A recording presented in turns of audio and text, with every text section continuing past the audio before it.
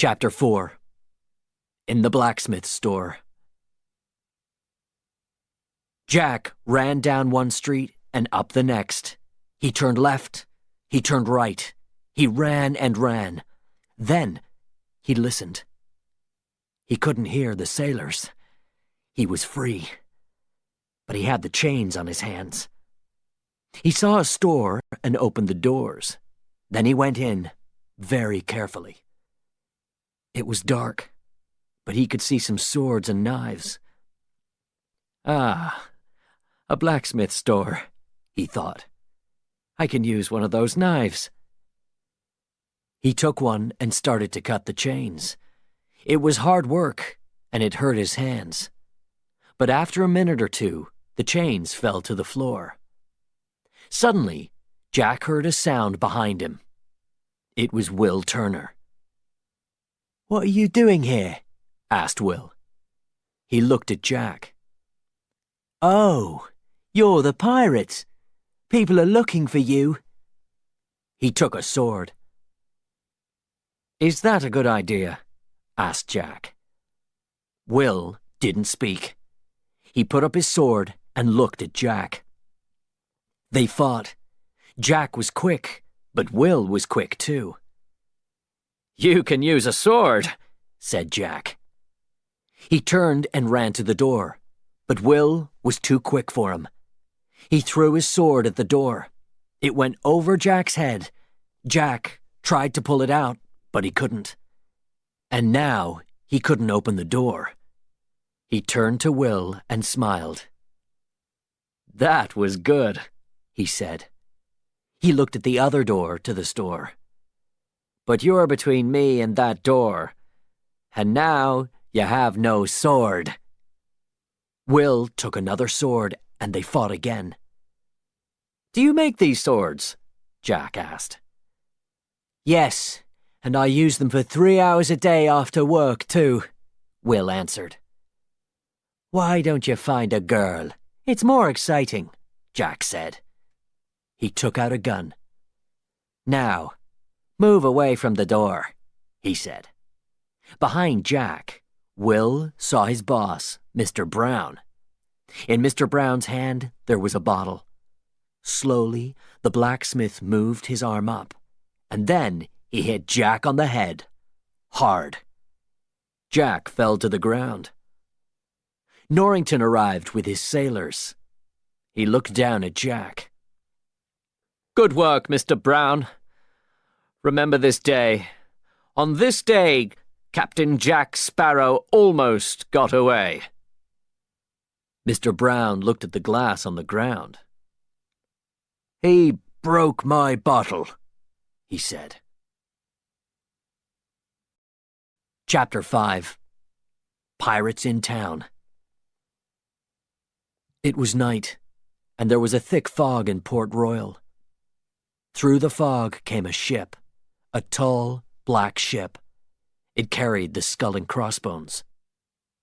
In her bed in the governor's house, Elizabeth tried to read. She couldn't sleep.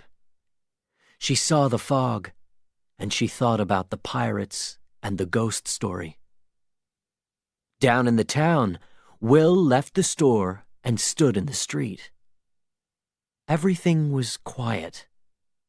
Too quiet. In his cell, Jack sat and thought. What could he do? How could he get out of this place? He looked out at the harbor and at the fog, but he wasn't afraid. Suddenly, there was a loud noise from guns. I know those guns, Jack thought. It's the Pearl. He heard the guns again, and again. Jack looked down at the town. It was on fire. Smoke came from the houses and the stores. People ran out into the streets. And then, out of the smoke and the fog, the pirates came.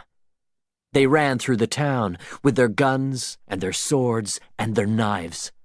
They started more fires and carried things away from the houses. Will ran back into the store and took a sword and a knife. Then he went outside again.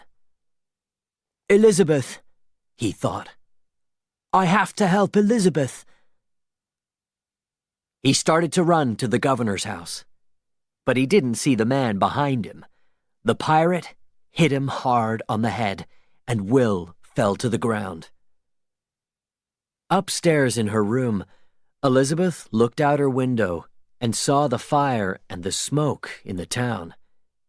Then she looked down and saw 2 pirates at the door of the house.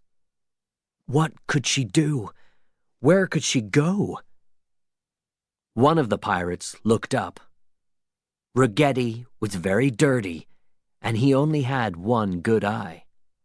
With it, he saw Elizabeth. "Look, Pintel," he said. "Up there." Pintel looked up and smiled. The pirates ran up the stairs. Elizabeth was afraid and quickly closed her bedroom door. The pirates hit the door again and again. After some time, they broke the door and went into the room. But they couldn't see Elizabeth. Suddenly, Elizabeth ran past them and out of the room. She ran down the stairs and into the dining room. The pirates ran after her. She looked for a gun, for a sword, but there was nothing there. She heard the pirates on the stairs. Where could she go? There was a small closet at the back of the room. She went in and closed the door, very quietly. The pirates came into the room. "Come out, little girl," called Pintel. "You have something and we want it." "The gold is calling to us," said Ragetti. "Come out." In the closet, Elizabeth didn't move. She had the gold medallion in her hand. And then, suddenly, the door opened, and there was Ragetti. His one eye looked at her. "Hello, little girl." Chapter 6. On the Black Pearl. The pirates took Elizabeth to the Black Pearl in a small boat.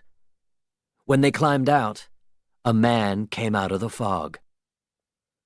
"Good day," he said to Elizabeth. "My name is Barbossa.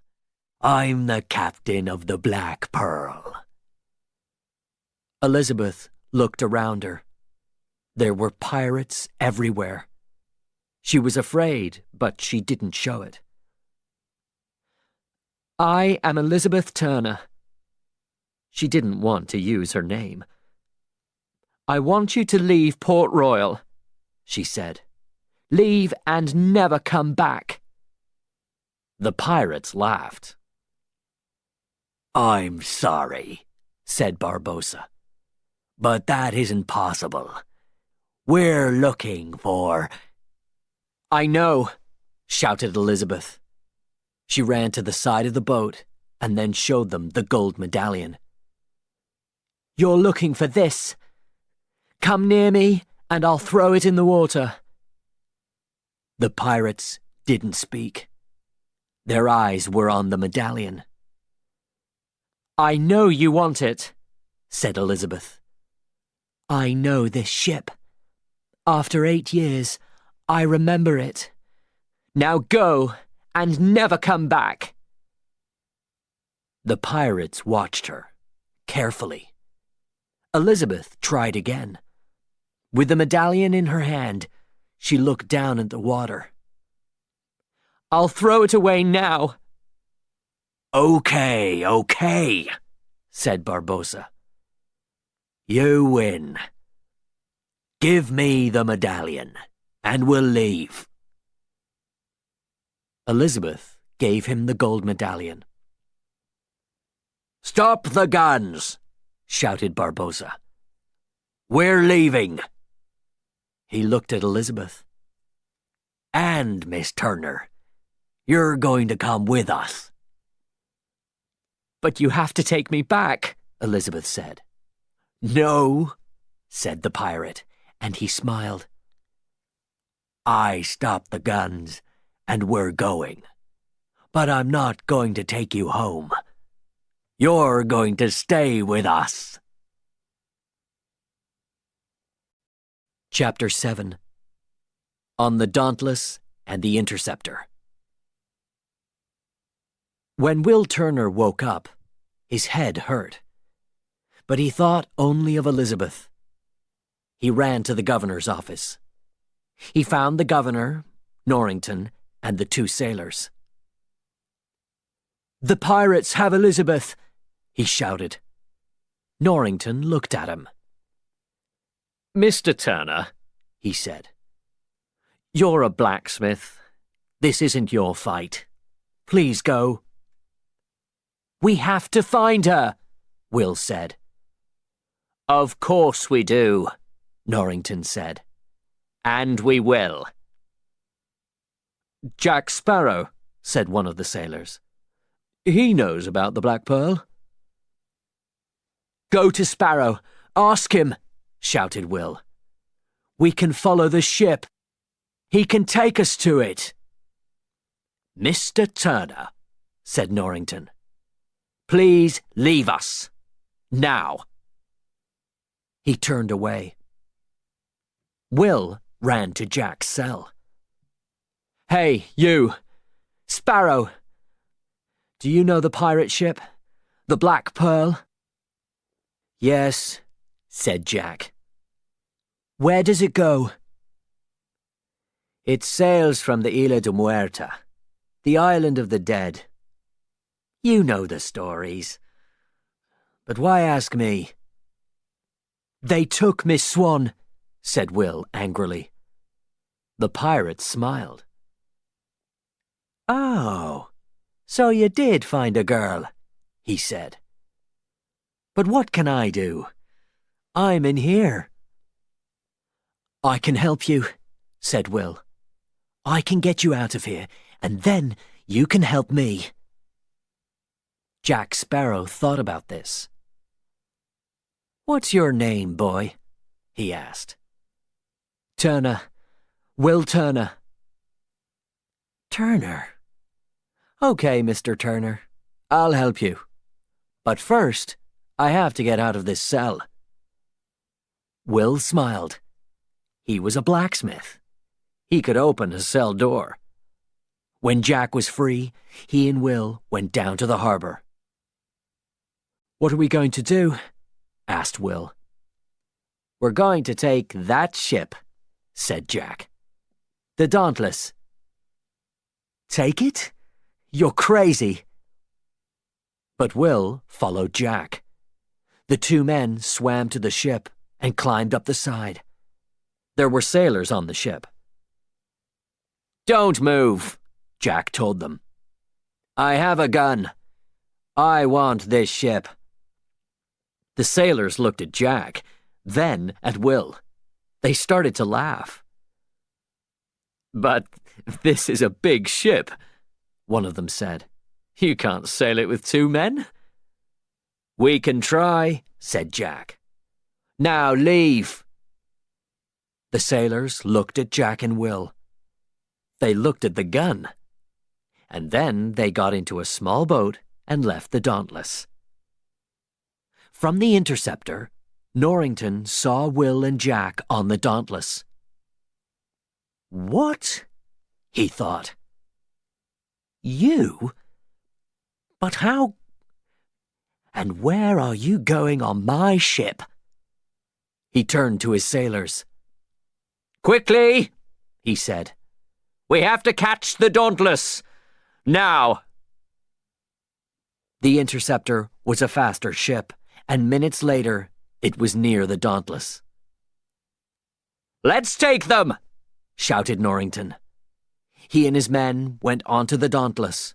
Only one man stayed on the Interceptor. Norrington's men looked everywhere. "Find them!